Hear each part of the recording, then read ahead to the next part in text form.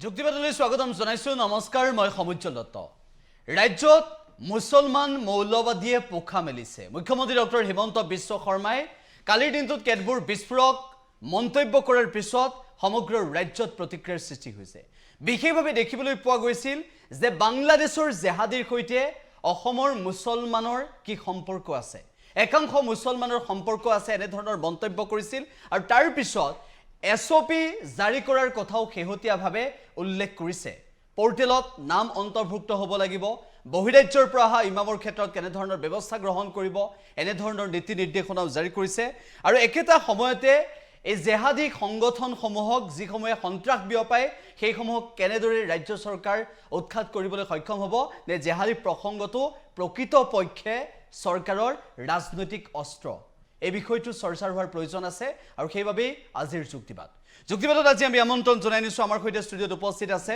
বিজেপিৰ মুখপাত্ৰ কিশোৰ উপাধ্যায় ডাঙৰীয়া আদৰণি জনাইছো আপোনাক অনুষ্ঠানলৈ আমাৰ সৈতে ষ্টুডিঅ'ত উপস্থিত আছে অধিবক্তা মাইজুদ্দিন মাহমুদ ডাঙৰীয়া আদৰণি জনাইছো অনুষ্ঠানলৈ উপস্থিত আছে কুটুম্ব সুৰক্ষা পৰিষদৰ সভাপতি সত্যৰঞ্জন বৰা ডাঙৰীয়া আদৰণি জনাইছো অনুষ্ঠানলৈ অধিবক্তা তথা সমাজকৰ্মী জুনাইদ খালিদ ডাঙৰীয়া উপস্থিত আছে আদৰণি জনাইছো অনুষ্ঠানলৈ আমাৰ সৈতে ষ্টুডিঅ'ত উপস্থিত আছে পিএফআইৰ নেতা আমিনুল হক ডাঙৰীয়া আদৰণি জনাইছো আপোনাক অনুষ্ঠানলৈ মই প্ৰথমতে আৰম্ভ কৰিব বিচাৰিছো কিশোৰ উপাধ্যায় ডাঙৰীয়াৰ পৰা যেহেতু মুখ্যমন্ত্ৰী ডক্টৰ হিমন্ত বিশ্ব শৰ্মাই কেইবাটাও তাৎপৰ্যপূৰ্ণ মন্তব্য কৰিছিল আৰু অসমত আহি ধৰ্মসভা অনুষ্ঠিত কৰি ভাষণ প্ৰদান কৰিছিল জেহাদীয়ে এনে ধৰণৰ শেহতীয়া চাঞ্চল্যকৰ তথ্যও প্ৰকাশ পাইছে মুখ্যমন্ত্ৰীগৰাকীৰ বক্তব্যৰ পৰৱৰ্তী সময়ত আৰু কেতবোৰ কথা স্পষ্ট হৈ পৰিছে যে মছজিদত ইমামৰ বেশত জেহাদী থাকে বুলি এনে ধৰণৰ এটা চৰ্চা হৈছে আৰু মুখ্যমন্ত্ৰীগৰাকীৰ সেই বক্তব্যটোৰ পিছত আজি ৰাজ্যত প্ৰতিক্ৰিয়া বিশেষভাৱে ধৰ্মীয় সংখ্যালঘু লোকসকলে প্ৰতিক্ৰিয়া প্ৰকাশ কৰিছে ইছলাম ধৰ্মাৱলম্বী লোকসকলে প্ৰতিক্ৰিয়া প্ৰকাশ কৰিছে যে সকলোকে এনে ধৰণে আওতাত লৈ অহা বিষয়টো কিমান দূৰ যুক্তিসংগত হৈছে এইবোৰো আলোচনা হৈছে মুখ্যমন্ত্ৰীগৰাকীৰ বক্তব্য তাৰ পৰৱৰ্তী সময়ত হোৱা প্ৰতিক্ৰিয়া কি ক'ব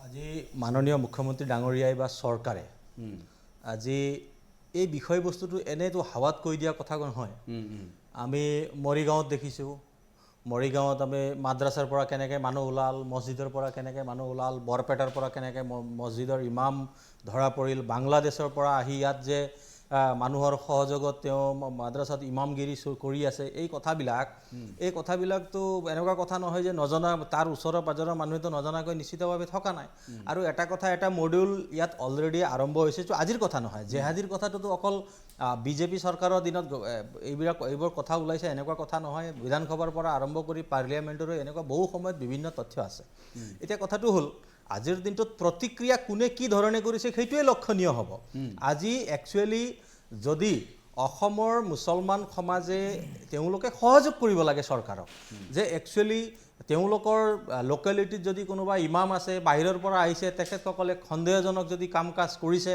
বা মাদ্ৰাছাত যদি তেনেকুৱা শিক্ষকৰূপী কোনোবা উগ্ৰপন্থী আছে বা জেহাদী আছে সেইসকল মানুহে তাৰ ওচৰ পাজৰ মানুহে মুছলমান সমাজৰ শিক্ষিত মানুহে একচুৱেলি এইটো দায়িত্ব ল'ব লাগে পুলিচক সহযোগ কৰিব লাগে আজি মাননীয় মুখ্যমন্ত্ৰী এজন মুখ্যমন্ত্ৰী ডাঙৰীয়া এনে কথা কোৱা নাই আৰু ইয়াত আপুনি দেখিছে যে বিগত দিনবোৰত বহু সময়ত বহুত জেগাত চৰকাৰে মানুহ পাইছে তেনেকুৱা ধৰণৰ মানুহ পুলিচে ধৰিছে গতিকে অসমত এনে এটা টেণ্ডেঞ্চি এইটো আজিৰ টেণ্ডেঞ্চি নহয় যে অসমক এটা বৃহৎ ইছলামিস্তান কৰাৰ ষড়যন্ত্ৰটো আজি নহয় আৰু অকল ইছলাম বুলিয়ে নহয় যে আপুনি দেখিব সৌসিদিনা বিহাৰত পাটনাত পিএফআইৰ মানুহ ধৰোঁতে কেনেকৈ গোটেই বস্তুবিলাক ওলাই গৈছে গতিকে এই কথাবোৰ অসমকে ধৰি সমগ্ৰ ভাৰতত এক ইছলামীকৰণৰ যিটো এক প্ৰচেছ চলি আছে যিসকল মানুহে চলাইছে যে সকলোৱে চলাইছে সেই কথা আমি নকওঁ কিন্তু এটা কথা ঠিক যে এটা নিৰ্দিষ্ট সংখ্যক মানুহে কিছু সংখ্যক সংগঠনে অভাৰগ্ৰাউণ্ড কাম কৰি আণ্ডাৰগ্ৰাউণ্ড কাম কৰি হওক বিভিন্ন ধৰণে কৰি হওক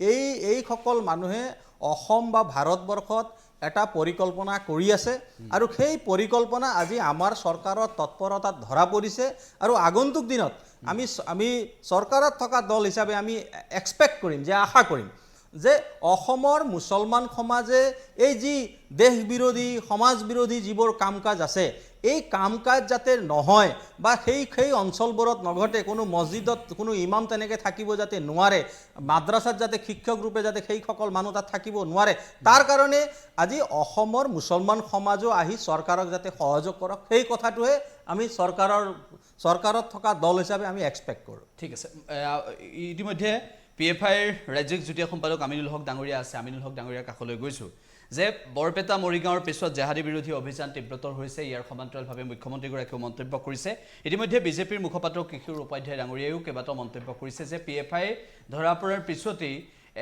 কেনেধৰণৰ প্ৰতিক্ৰিয়া দেশত সৃষ্টি হৈছিল সেই সন্দৰ্ভতো উল্লেখ কৰিছে বা বহিৰাজ্যৰ ইমাম আৰু ধৰ্মীয় মাদ্ৰাছাৰ শিক্ষাক লৈ যি SOP জাৰি কৰিছে সেই সন্দৰ্ভতো ৰাজ্যত এতিয়া প্ৰতিক্ৰিয়াৰ সৃষ্টি হৈছে মুখ্যমন্ত্ৰীৰ মন্তব্যৰ পিছত আজি কিশোৰ উপাধ্যায় ডাঙৰীয়াই যিখিনি কথা ইতিমধ্যে উল্লেখ কৰিছে PFI প্ৰসংগ টানি আনিছে আমিনুল হক ডাঙৰীয়া কি ক'ব বিচাৰিব প্ৰথমতে মই এটা কথা সকলোকে মই অনুৰোধ জনাম অসমৰ ৰাইজত সংবাদ মাধ্যম আৰু বিশেষকৈ ৰাজনৈতিক নেতা আৰু পুলিচ বিষয়াসকলক মই এটা কথাই ক'বলৈ বিচাৰোঁ যে যিটো শব্দ জিহাদী বুলি কৈছে প্ৰথমে আমি এই জিহাদী শব্দটোৰ মানে এটা সন্ত্ৰাসবাদীৰ প্ৰতিশব্দ হিচাপে ব্যৱহাৰ কৰাটো মানে ঠিক নহয় কাৰণ জিহাদী শব্দটোক সন্ত্ৰাসবাদী নুসুচায় সেইকাৰণে এই শব্দটোক আমি যাতে ব্যৱহাৰ নকৰোঁ আমি সকলোকে আমি অনুৰোধ জনাইছোঁ আমি তাক সন্ত্ৰাসবাদী ক'ব পাৰোঁ আতংকবাদী ক'ব পাৰোঁ কিবা এটা বেলেগ মানে আনলফুল এক্টিভিটিছ থকা মানুহ বুলি ক'ব পাৰোঁ দ্বিতীয়তে কথাটো হৈছে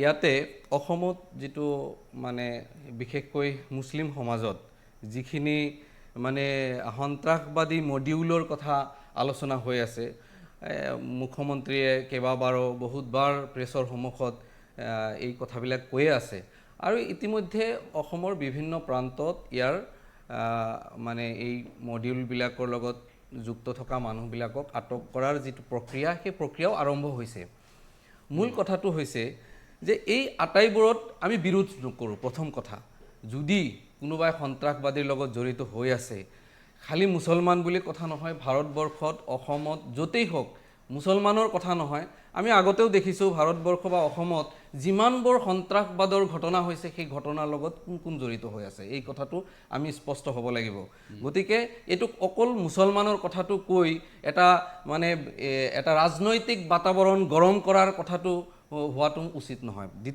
প্ৰথম কথা দ্বিতীয় কথাটো হৈছে যে ইয়াতে পপুলাৰ ফ্ৰণ্ট অফ ইণ্ডিয়াক সাঙুৰি অনা হৈছে আমাৰ বিজেপি মুখপাত্ৰগৰাকীয়ে কৈছে যে এয়া ফুলবাৰী শ্বৰীফ যিটো বিহাৰৰ পাটনাৰ ঘটনাটো টানি আনি কৈছে যে পপুলাৰ ফ্ৰণ্ট অফ ইণ্ডিয়াৰ মানুহক এৰেষ্ট কৰাৰ পিছতেই এই মানে বহুত কথাবিলাক ওলাই গ'ল প্ৰকৃততে এইটো এটা ভুৱা কেছ হয় প্ৰথমেই আমি কৈছোঁ এইটো ভুৱা কেছ হয় আৰু তাতে পপুলাৰ ফ্ৰণ্টৰ কোনো লিডাৰক এতিয়ালৈকে আটক কৰাও নাই আৰু দুজন মানুহক আটক কৰিছে তেওঁলোকে দাবী কৰিছে তেওঁলোক পপুলাৰ ফ্ৰণ্টৰ সদস্য বুলি কিন্তু এই পুলিচে দাবী কৰিছে যে পপুলাৰ ফ্ৰণ্টৰ সদস্য বুলি পপুলাৰ ফ্ৰণ্টৰ সদস্য নহয় দ্বিতীয়তে তাৰে আৰু এটা কথা কৈছে যে মানে এই ইছলামিক ষ্টেট বনোৱাৰ যিটো কথা এটা যিটো মানে কৈছে যে এটা মানে 2047 ইছলামিক ৰাষ্ট্ৰ বনোৱাৰ এটা ষড়যন্ত্ৰ তাত এটা ব্লু প্ৰিণ্ট বনোৱা হৈছে তাৰে এটা ডকুমেণ্ট পোৱা গৈছে সেই ডকুমেণ্ট আজিৰ ডকুমেণ্ট নহয় ইয়াৰ আগতেও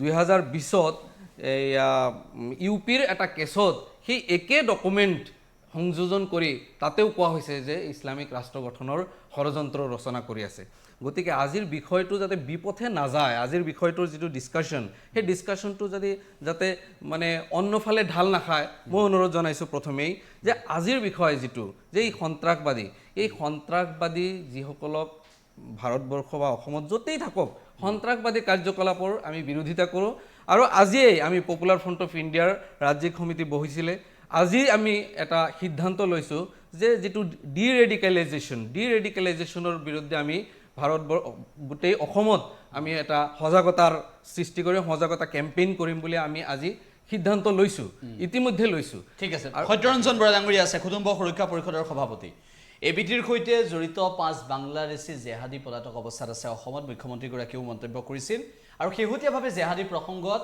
অসমত যেনে ধৰণৰ এটা পৰিস্থিতিৰ সৃষ্টি হৈছে সত্যৰঞ্জন বৰা ডাঙৰীয়া কি ক'ব ইয়াত আলোচনা যেটো হৈছে মই এইটো স্পষ্ট কথা একো নাথাকিলেতো আপোনাৰ শব্দ নোলাব নহয় কৰবাত ঢোলটো থাকিব লাগিব কোনোবাই থাপৰটো মাৰিব লাগিব তেতিয়াহে ঢোলটোৰ পৰা শব্দ ওলাব কিন্তু অতি আচৰিত কথা যে ইমানবোৰ হৈ থকাৰ পিছতো আজি বিশ্বৰ চাৰিওফালে সকলো আমি দেখি থকাৰ পিছতো মই এটা কথা বুজি নাপাওঁ বিভিন্ন সময়ত ইয়াত মুছলমান সমাজক প্ৰতিনিধিত্ব কৰা সেই সকল লোকে কিয় সঁচাবোৰ গ্ৰহণ কৰি ল'ব নোৱাৰে তেওঁলোকে সদায় ডিফেন্ড কৰিবলৈ আহে তেওঁলোকক ডিফেন্ড কৰি ভাগৰো নালাগে আচলতে সঁচাবোৰনো কেনেকৈ ডিফেন্ড কৰাৰ বাহিৰে উপায়ো নাথাকে তেখেতে কৈছে ইতিমধ্যে কিবা আমিনুল ইছলামে PFI বুলি PFI ভাৰতবৰ্ষৰ কি সংগঠনৰ লগত দিল্লী শাহিনবাগৰ পৰা আৰম্ভ কৰি কা আন্দোলনলৈকে ক'ত PFI কি ধৰণে জড়িত হৈ আছে কি ধৰণে ভাৰত বিৰোধী কলা কাৰ্যকলাপৰ লগত জড়িত হৈ আছে সেই কথা আপোনালোকৰ বোধহয় সাৰ্ভাৰবোৰতে ওলাব তাতে আপোনালোকে সংবাদ মাধ্যমে বাতৰি প্ৰচাৰ কৰিছে কা আন্দোলনৰ সময়ত কোন PFI এজেন্টে কিমান মানুহে কিমান ইয়াত ধন যোগান ধৰিছিল সেইবোৰ কথা আপোনালোকে প্ৰচাৰ কৰি গৈছে সেইবোৰ কথা মই ক'ব খোজা নাই তাৰ পিছতো তেওঁলোকে ক'ব খোজে জিহাদ শব্দটো লৈ বিভিন্ন ধৰণৰ তেওঁলোকৰ বক্তব্য আপোনালোকে সন্ত্ৰাসবাদী বুলি কিবা বুলি কয় জিহাদ মানে এইটো সন্ত্ৰাসবাদী জিহাদ মানে হত্যাকাৰী এইবোৰ কথা লিখি থোৱা আছে এইবোৰ কথা মই আৰু আজি ক'ব লাগে বুলি ভবা নাই কিন্তু কথাটো এইটো হৈছে যে যিবোৰ আখৰিক প্ৰবৃত্তি নহয় মানুহৰ সি যোনেই নহওক আখৰিক প্ৰবৃত্তি যোনে দেখুৱাইছে আমি সমাজৰ পৰা আমি যেতিয়া সমাজ সংস্কাৰৰ কথা কৈছোঁ আখৰিক প্ৰবৃত্তি ধাৰণ কৰা পুৰুষ হওক মহিলা হওক হিন্দু হওক মুছলমান হওক তেওঁলোকক সমাজৰ পৰা নিপাত লৈ কৰি পেলাব লাগে তেওঁলোকক নিশেষ কৰি পেলাব লাগে দুৰ্ভাগ্য কথা যে এই ইয়াৰ ভিতৰত পাৰ্চেণ্টেজটো যদি আমি চাওঁ সেই পাৰ্চেণ্টেজটো মুছলমানৰ কিন্তু কথাটো ক'লে তেওঁলোকে বেয়া পায় কথাটো ক'লে তেওঁলোকৰ গাত লাগে আমাক কথাটো ক'বলৈ আজি সুবিধা কিয় কৰি দিছে আজি অসমৰ মুখ্যমন্ত্ৰীয়ে পৰ্টেল বনাম বুলি কৈছে চুৰকে আহি ডকাইত কৰি আহি কিবাকে আহি লুকাই মাদ্ৰাসাত কিয় থাকিব লাগে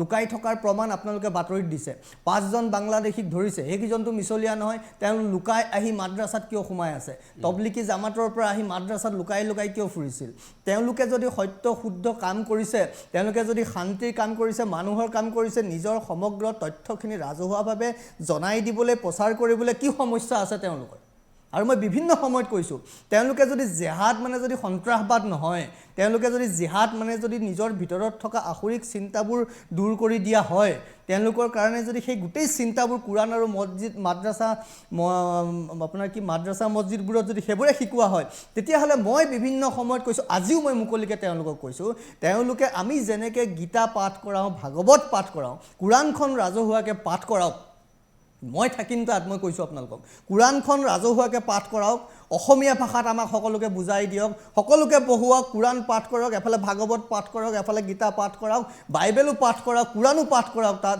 পাঠ কৰি বুজাওক আমাৰ জিহাদ শব্দৰ অৰ্থ কি তাত মুছলমান পণ্ডিতো থাকক তাত সনাতনৰ পণ্ডিতো থাকক সকলো থাকক তেতিয়া আমি বুজিম ইয়াত আহি টিভি শ্ব'ত কথা এটা কৈ দিব লাগে বুলি কৈ থাকিলে মানুহে হাঁহিব আৰু হাঁহিবৰ কাৰণে ময়ো হাঁহিছোঁ মই হাঁহিবলৈ সুবিধা তেওঁলোকে মোক দিছে সেইকাৰণে মই হাঁহিছোঁ জিহাদ মানে সন্ত্ৰাসবাদ জিহাদ মানে পৰধৰ্মী মানুহবোৰক নষ্ট কৰা জিহাদ মানে ইছলামাইজেশ্যন জিহাদ মানে মোগলিস্তান কৰা এই কথাবোৰ তেওঁলোকে নস্যাৎ কৰিব পাৰে PFIকটো মই কোনো গুৰুত্ব দিব লগা বস্তু বুলি নাভাবোঁ এইবোৰকটো বন্ধ কৰি পেলাব লাগে এইবোৰক আমি অপতৃণ যেনেকৈ আপোনাৰ খেতি পথাৰত অপতৃণ হ'লে আপুনি খেতি পথাৰৰ স্বাস্থ্যৰ খাতিৰত অপতৃণৰ কথা নাভাবে তেনেকৈ সমাজৰ খাতিৰত মানৱতাৰ খাতিৰত মানৱ জীৱনৰ খাতিৰত সভ্যতা সংস্কৃতিৰ খাতিৰত শান্তিৰ খাতিৰত প্ৰগতিৰ খাতিৰত এই অপতৃণবোৰক মাৰি পেলাব লাগে ধ্বংস কৰি পেলাব লাগে উভালি পেলাব লাগে কাটি পেলাব লাগে যি কৰিব লাগে তাকে কৰিব লাগে কাৰণ মোৰ গাত যেতিয়া কেঞ্চাৰ হয় মই কেমো দি পেলাই কাটিয়ে পেলাওঁ সমাজৰ এই কেঞ্চাৰবোৰক কাটিয়ে পেলাব লাগে জেহাদীবোৰক নষ্টই কৰি পেলাব লাগে মই এইটো ভাল পাইছোঁ তেওঁলোকক হিচাপ কৰক যদি তেওঁলোক সত্য শুদ্ধ হয়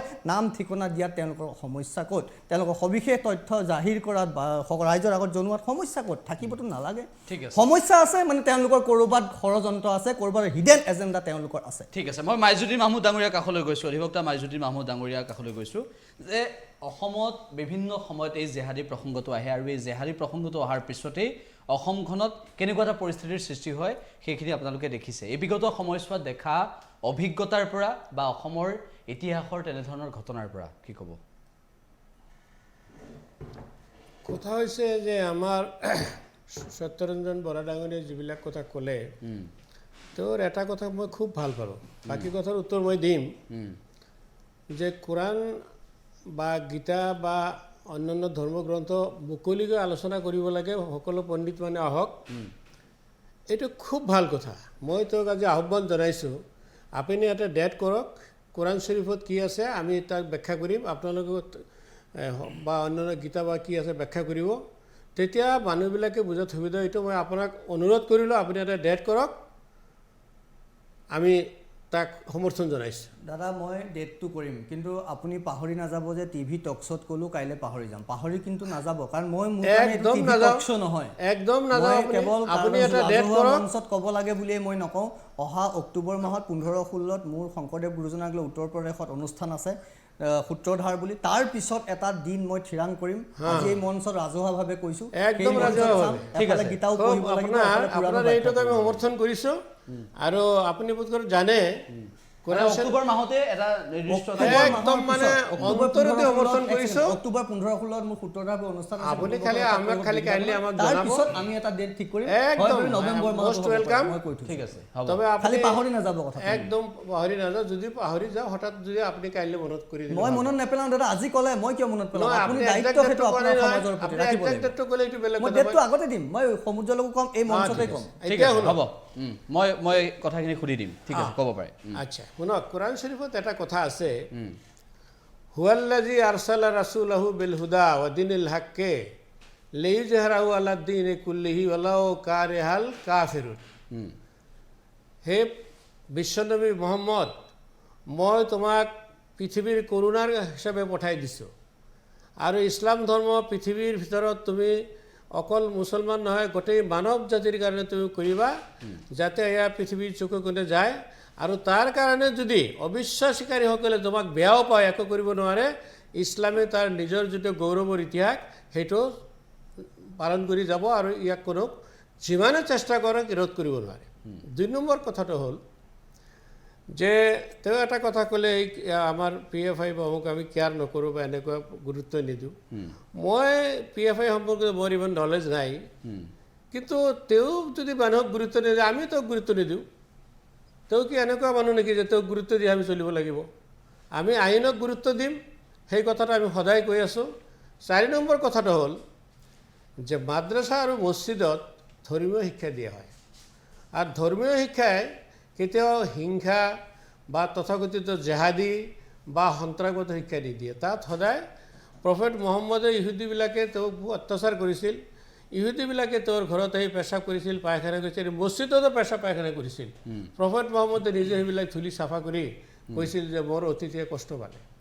আমি সেই প্ৰফেট মহম্মদৰ উম্মত, গতিকে আমি চেষ্টা কৰোঁ তেনেকুৱা হ'বলৈ, কিন্তু আমি ইমান দূৰ ওপৰত যাব পৰা নাই। কিন্তু মই এইটো কৈছোঁ যে মছজিদ মাদ্ৰাছাত কোনোবা জিহাদী সঁচাকৈ আছে, খালি পাব্লিচিটিৰ কাৰণে নহয়, ৰাজনৈতিক উদ্দেশ্যৰ কাৰণে নহয়, সঁচাকৈ যদি জিহাদী আছে আইন কানুন মতে, এতিয়া পুলিচে পট কৰি গ'ল বোলে এই বস্তু পালোঁ, কিন্তু সেকশ্যন 100 অফ CRPC আমাৰ উপাধ্যায় ডাঙৰীয়া জানে, সেকশ্যন 100 অফ CRPCত কৈছে যে তুমি কোনো জেগাত যদি যোৱা, ৰেছপেক্টেড 2জন মানুহ সেই জেগা ল'ব লাগিব, আৰু তুমি যে কিবা লৈ যোৱা নাই সেই বস্তুটো তুমি মানুহবিলাকক প্ৰতিয়ন দিব লাগিব। কাৰণ আজিকালি পুলিচৰ প্ৰশ্ন আহিছে নহয়, এতিয়া যোগী আদিত্যনাথক মানুহে বুলডোজাৰ বাবা বুলি কয়। এটা ৰাজনৈতিক নেতা, সকলোৰে নেতা, আজি তেওঁক বুলডোজাৰ বাবা কৰে আৰু সেই মানুহ গৌৰৱ কৰে। বুলডোজাৰ আৰু এইটো কি? বুলডোজাৰ আজিৰ পৰা 100 বছৰ আগতে আহিছিল to construct a road for the welfare of mankind. আজিকালি বুলডোজাৰ কোনোবাই ৰেপ কৰিছে, তাৰ ঘৰ ভাঙি দিয়ে। ৰেপ কৰিছে ঠিক আছে, তাৰ পানিছমেণ্ট হ'ব লাগে, কিন্তু গোটেই ঘৰখন ভাঙি দিলে, তাতে সৰু ল'ৰা ছোৱালী, বাচ্চা, বুঢ়া বুঢ়ী আছে। এইবিলাক কোন দেশৰ আইন, ড্ৰেকনিয়ান ল, ক'ৰ পৰা যে আহিছে এই লাভ জেহাদ? আমিতো সৰুকালত যেতিয়া পঢ়িছিলোঁ আমাৰ এইবিলাক চিন্তা নাছিল। আমি আমাৰ অসমীয়া হিন্দু, মুছলমান, বঙালী, হিন্দু একেলগে আমি স্বাধীনতাত গাইছিলোঁ মহাত্মা গান্ধী কি জয়, সুভাষ চন্দ্ৰ বসুৰ জয়, জৱাহৰলাল নেহৰুৰ জয়, মৌলানা আজাদ কি জয়। আজিকালি কোনেও কাকো বিশ্বাস নকৰে। এনে এটা পৰিৱেশ খুব দুখৰ কথা, আমি এইবিলাক কণ্ডেম কৰোঁ। কিন্তু জেহাদী কাৰ্যকলাপ যদি ক'ৰবাত হৈছে, এতিয়া মই এটা উদাহৰণ দিছোঁ, দৰঙত, আৰু দৰঙত নহয় গোটেই জেগাত এজন দোজা বাবা বুলি এজন বাবা আহে, দোজা বাবা, বাংলাদেশৰ পৰা আহে। তেওঁ যে কি ভণ্ডামীবিলাকে এটা সি কৰে, আৰু লাখ লাখ টকা লৈ যায়, বাংলাদেশৰ পৰা আহে। আপুনি চাব এই কথাটো, আপুনি মোগলদৈৰ মানুহক ক'ব, তাতে বেছি যায়, মানে লাখ লাখ টকা লৈ যায়, একেবাৰে ভণ্ড মানুহ। পুলিচক বহুবাৰ মানুহে কমপ্লেইন দিছে যে এইজন একদম ভণ্ড মানুহ, আপোনাৰ একশ্যন লয়, কিন্তু নলয়।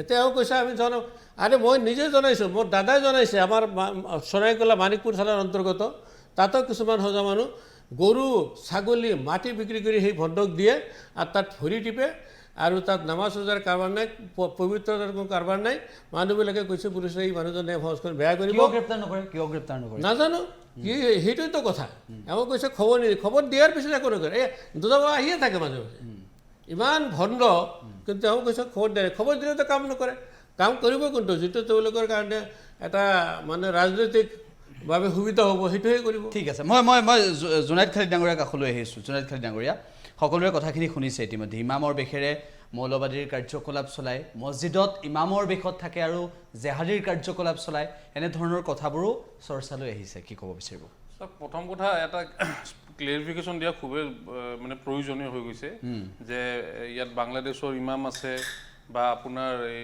বহিৰাজ্যৰ ইমাম আছে আমাৰ গুৱাহাটীৰে যিবিলাক প্ৰায় এৰাউণ্ড 600টা মছজিদ আছে গুৱাহাটী চিটিৰ আশে পাশে চব মিলাই আৰু তাত হাৰ্ডলি মানে 1%ও বাহিৰৰ ইমাম নাই তাৰমানে আপুনি যদি চালি জাৰি চায় আৰু যেতিয়া ইয়াত যেতিয়া আমি ইমাম এজন নিযুক্ত কৰোঁ ধৰি লওক মই এটা মছজিদ কমিটিৰ সদস্য হয় তে তেখেতৰ গোটেই ফুল বায়'ডাটা গোটেই আপোনাৰ গাঁৱৰ চাৰ্টিফিকেট গাঁওবুঢ়াৰ চাৰ্টিফিকেট প্লাছ আপোনাৰ গোটেই চাৰ্টিফিকেটখিনি চালি জাৰি চাই পেলাইহে এপইণ্টমেণ্ট দিয়া হয় ইমাম এজনক গোটেই তেখেতৰ ক্ৰেডেঞ্চিয়েলটো চাই পেলাইহে এপইণ্টমেণ্ট দিয়া হয় আৰু এই বস্তুটো যদি ইণ্টেৰিয়ৰত যদি মানুহখিনি মানে ফ'ল' কৰা নাই বা তেনেকৈ বেলেগ মানুহ এজন আহি পেলাই কোনোবা এখন মছজিদত সোমাইছে বা মাদ্ৰাছাত সোমাইছে তে সেইটো লোকেল মানুহৰ বা সেই কৰ্তৃপক্ষৰ যদি তেনেকৈ এজন মানুহৰ ক্ৰেডেঞ্চিয়েলছ নাথাকা মানুহ এজন সোমাইছে সেইখিনি সেই লোকেল মানুহখিনিয়ে ইমিডিয়েট পুলিচক জনাব লাগে আৰু পুলিচক জনোৱা হ'লেও প্ৰায় ক্ষেত্ৰত দেখা যায় যে তেনেকৈ মানে ফ্ৰুটফুল ৰিজাল্ট পোৱা নাযায় আৰু যদি 5জন বাংলাদেশী সোমাই অসমত তেনেকৈ মানে ইমান এটা এক্টিভিটিজ কৰি আছে টেৰিট এক্টিভিটিজ কৰি আছে তে মুখ্যমন্ত্ৰী ডাঙৰীয়াইটো মানে নিজৰ ফেইলিয়ৰটো নিজেই তেখেতে মানি ল'লে যে আমি মানে ফেইল মানে এইবিলাক বস্তু ৰখাবৰ কাৰণে ফেইল হৈছোঁ কাৰণ আনটিন এণ্ড আনলেছ যদি আপুনি ইণ্ডিয়া বাংলাদেশ বৰ্ডাৰটো কিছুমান জেগা ইমান মানে ইমান অ'পেন বা সুবিধাজনক যে মানুহ ইফাল মানে এখোজৰ ইফালে ইণ্ডিয়া বাংলাদেশ হৈ যায় সেইবিলাক যেতিয়া পাৰ্মানেণ্ট আপুনি চিল কৰি নিদিয়ে এইবিলাক এই ইছ্যুটো সদায় জীয়াই থাকিব আৰু 2 নম্বৰ কথা আজিৰ পৰা আমি কেইবাবছৰ আগৰ পৰাই আমি বিভিন্ন আপোনাৰ পুলিচক হওক মানে আমাৰ গভৰ্ণমেণ্টক হওক আমি বাৰে চিঞৰি আছোঁ যে আমাক লৈ পেলাই আপোনালোকে ডিৰেডিকেলাইজেশ্যনৰ মুভমেণ্ট এটা ষ্টাৰ্ট কৰক মানে গোটেই অসমত আমাক লৈ কৰিব লাগিব আমাক লৈ যদি আপোনালোকে নকৰে মানুহখিনি সেই কথাখিনি গ্ৰহণ নকৰিব আমি বাৰে গভৰ্ণমেণ্টক এপিল কৰি আছোঁ মই আজিও এপিল কৰিছোঁ গোটেই অসমত আপোনাৰ চৰত গাঁৱত যিমান অঞ্চল আছে ডিৰেডিকেলাইজেশ্যনৰ মুভমেণ্ট এটা ষ্টাৰ্ট কৰক যে আমাৰ মুছলমানৰ পূৰ্বপুৰুষতে মিলি পেলাই ত্যাগ বলিদানৰ কাৰণে এই ভাৰত দেশখন স্বাধীন হৈছে আমি আজি আমি ভাৰত দেশত স্বাধীন হিচাপে আছোঁ এই বলিদান ত্যাগৰ হিষ্ট্ৰীটো আজি প্ৰায় মুছলমানৰ আমাৰ যিটো নেক্সট জেনেৰেশ্যন গম নাপায় সেইখিনি গভৰ্ণমেণ্টে আমাক লৈ পেলাই এইখিনি কাম কৰিব লাগে আমি আহ্বান জনাই আছোঁ সেইখিনি নকৰি আপুনি এতিয়া যদি কাৰোবাৰ ওপৰত ব্লেম এটা দি দিয়ে যে এই কৰিছে সেই কৰিছে যদি সঁচাকৈ কোনোবা মানুহে টেৰিষ্ট আৰু মই শেষ কৰিলোঁ কিবা এটা সুধিব খুজিছোঁ হয় কওকচোন আপুনি ডিৰেডিকেলাইজেশ্যনটো হোৱাটো বিচাৰে ন নিশ্চয় নহয় আমি কেইবাবছৰৰ পৰা চিঞৰি আছোঁ কিন্তু আপোনাৰ কাষতে বহি থকা PFI জনে ক'লে তেওঁলোকে ডিৰেডিকেলাইজেশ্যনৰ বিৰুদ্ধে সজাগতা সৃষ্টি কৰিম বুলি কৈছিলে মই যদি ভুল নাই আপোনাৰ ৰেকৰ্ডটো বজাই চাওক এইটো বজাই চাওক শুনি চাওক তেওঁ কৈছে ডিৰেডিকেলাইজেশ্যনৰ বিৰুদ্ধে তেওঁ ডিৰেডিকেলাইজেশ্যনৰ বিৰুদ্ধে বুলি কৈছে দেই বজাই চাওক ৰাইজে শুনিছে মোৰ যদি স্লিপ হৈছে মই ক'ব নোৱাৰোঁ তেওঁ স্লিপ মানে এতিয়া মই ক্লিয়াৰ কৰি দিছোঁ এইটো আচল কথা মানে এটা স্লিপ অফ টাং বুলি ক'ব পাৰে ডিৰেডিকেলাইজেশ্যনৰ বাবে আমি সজাগতাৰ সৃষ্টি কৰিম সজাগতা কেম্পেইন কৰিম তাৰ কাৰণে আজি আমি সিদ্ধান্ত গ্ৰহণ কৰিছোঁ নহয় শুনক এইবোৰ এতিয়া কৈতো লাভ নাই এইটো আপোনালোকৰ ভিতৰত থকা কথা সঁচা কথা সত্য কথা যিবোৰ আপোনালোকে ঢাকি ৰাখিব নোৱাৰে যদি ওলাই তেনেকুৱা এতিয়া আপোনালোকৰ মাজত ওলাই গৈছে যে এজনে এইটো নাই যদি মই তেনেকুৱা শব্দ কৈছোঁ মই উঠাই লৈছোঁ সেইটো মই এতিয়া মানে উঠাই ল'বই কাৰণ আপোনালোকৰ সঁচাটো ওলাই গ'ল নহয় ৰাইজে বুজি পাইছে এইটো বুজক এইটো চৰিত্ৰ এইটো প্ৰথমেই কৈছোঁ আৰে মোৰ মুখেৰে কি ওলাইছে সেইটো বাদ দিয়ক না আমাৰ প্ৰেছ ৰিলিজ ওলাই গৈছে আপোনাৰ মুখেৰে প্ৰেছ ৰিলিজ ওলাই গৈছে মই কোৱাই নাই কথা ক'লে কিবা ক'লে নহয় মোৰ এতিয়া স্লিপ অফ টাং যে আপোনালোকৰ ভিতৰৰ কিয় সঁচাটো স্লিপৰ টাং ওলাইছে, মোৰ সঁচাটো মোৰ ওলাইছে উদ্দেশ্যই সেইটো। সেইটো নহয় আজি মই প্ৰথমেই এইটো কৈছো যে আজি আমি BFI এটা চৰিত্ৰ অসমৰ ৰাইজে সিদ্ধান্ত দেখিছে, লৈছো যে ভাৰতবৰ্ষৰ ৰাইজে ভাৰতবৰ্ষ দেখিছে সঁচাটো ওলাইছে সেইকাৰণে বেছিকে নক'ব, তেনেকুৱা লাজ নহয় পাব, তেনেকুৱা নিজে নহয় লাজ পাব। ঠিক আছে, সঁচা ঠিক আছে। কোৱাৰ নিজে কথা লাজ কি পাব, কথা আছে বেছি কথা এই নক'ব। কথা মই জোনাইদ খালি ডাঙৰীয়া, জোনাইদ খালি ডাঙৰীয়া, সম্পূৰ্ণ সভা নহ'ল। কৰিম সেই কথাটো হয়, কৈছো জোনাইদ খালি ডাঙৰীয়া। গভৰ্ণমেণ্টে ডি ৰেডিকেলেশ্যনৰ কামটো চিৰিয়াছলি ল'ব লাগে, আমাক লগত লৈ পেলাই গোটেই অসমত কৰিব লাগে। আৰু আমাৰ যিটো ইতিহাস আছে মুছলমানসকলৰ যিটো কণ্ট্ৰিবিউশ্যন আছে, আপুনি আচৰিত পাব গুৱাহাটী কামৰূপ আমাৰ কামৰূপ জিলাখনত 80জন মুছলমান মানুহ শ্বহীদ হৈছে ব্ৰিটিছৰ। মই আপোনাক লিষ্ট দি দিব পাৰিম, সেইটো ব্ৰিটিছ আৰ্কাইভৰ পৰা আমি লিষ্টবিলাক ওলাইছোঁ। এইবিলাকৰ দেওবন্দ মাদ্ৰাছাৰ 60,000 আলেম এইবিলাক হিষ্ট্ৰী আমাৰ নেক্সট জেনেৰেশ্যন আমাৰ নেক্সট মুছলিম জেনেৰেশ্যন যিবিলাক আমাৰ ল'ৰা উঠি আহি আছে সিহঁতে গম নাপায়। আৰু টিভি মিডিয়াৰ এনেকুৱা এটা প্ৰচাৰ চলিছে যে মানে এইবিলাক খুব এলৰিং বস্তু হয়। ধৰি লওক এনেকৈ এটা কোনোবা মানুহ দাড়ি টুপি লৈ কিবা কোৰাণৰ কথা কৈ আছে, পিছফালে মিউজিক বাজি আছে, এটা গোটেই ড্ৰামেটিক ৱেত এটা প্ৰেজেণ্টেশ্যন হয়, ডেকা ল'ৰাবিলাক আকৰ্ষিত হৈ যায়। হ'ব, নেচাৰেল কথা। সেই তাৰ এগেইনষ্টে আমি এটা আমাৰ ৰুটটো ক'ত, আমাৰ পূৰ্বপুৰুষসকল ক'ত, আমাৰ পূৰ্বপুৰুষসকল ইয়াত এই দেশখনত কণ্ট্ৰিবিউশ্যন কি, এই কথাখিনি আমি দাঙি ধৰিব লাগিব। তাক আমাক গভৰ্ণমেণ্টে হেল্প কৰিব লাগিব। সেইখিনি আমি আজিৰ পৰা নহয় কেইবা বছৰৰ পৰা দাবী কৰি আছোঁ, কিন্তু চৰকাৰে গভৰ্ণমেণ্ট কৰা নাই। চৰকাৰে। কিশোৰ বাদ্য ডাঙৰীয়া চাওক কৰা নাই। যে আমাৰ অসমততো বিভিন্ন অৰ্গেনাইজেশ্যন আছে, ভাৰতবৰ্ষততো বিভিন্ন মুছলমান অৰ্গেনাইজেশ্যন আছেনে নাই? আছে। আমিতো বেলেগ অৰ্গেনাইজেশ্যনৰ কথাটো কোৱা নাই, আমিতো PFIৰ কথা কৈছোঁ। যদি আমি সকলো মুছলমানকে বেয়া পোৱাহেঁতেন তেতিয়া আমি গোটেইকেইটা মুছলমান অৰ্গেনাইজেশ্যনৰ কথা কেন্দ্ৰত চৰকাৰ আপোনালোকৰ, ৰাজ্য চৰকাৰ আপোনালোকৰ মোৰ কথাটো আপোনাৰ কথাত ঠিক আছে কওক। আৰু এওঁলোকে দাদাই ক'লে, তেখেতে ক'লে যে সকলো মুছলমান জেহাদী, আমিতো ক'তো কোৱা নাই, কৈছোঁ জানো? আমাৰ কথাটো হ'ল চাওক, তেখেতে যেনেকৈ স্বাধীনতা সংগ্ৰামত মুছলমানসকলৰ অৱদান আমিতো নাই বুলি কোৱা নাই, কিন্তু অসমত এনেকুৱাও মানুহ আছে যিসকল মানুহে ভাৰত স্বাধীন হোৱাৰ পিছত পূব পাকিস্তানলৈ বা পাকিস্তানলৈ গৈ আকৌ ঘূৰি অহা মানুহতো আছে। পাকিস্তান লাগে লড়কে লিয়া পাকিস্তান হাজকে লেংগে হিন্দুস্তান বুলি কোৱা মানুহ, সেইসকল মানুহতো অসমত আছে।